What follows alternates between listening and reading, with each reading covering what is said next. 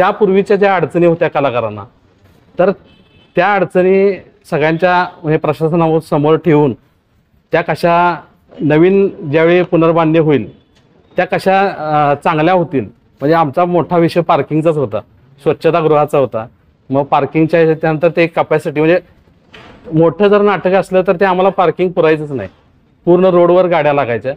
तर त्यासाठी चांगलं आता भव्य साईडची जागा आम्ही आता घेतली आहे महापालिकेनं, तर चांगलं भव्य पार्किंग पण होईल. नवीन ह्याच्यामध्ये स्वच्छतागृह चांगलं होईल. कॅन्टीनची व्यवस्था कुलकर्णी साहेब सांगतात की कॅन्टीन आम्हाला बरीच वर्ष नाही, ते कॅन्टीनची सुविधा आम्ही करतोय आता.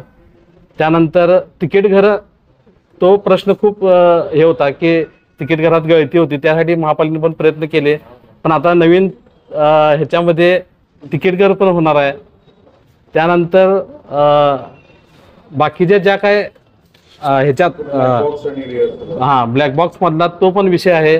त्याशिवाय मेकअप रूम कशी अवस्था होती, आता तो मेकअप रूम तर म्हणजे मोठे होत आहेत, त्यामुळे त्यांना ती चांगली सुविधा देता येईल.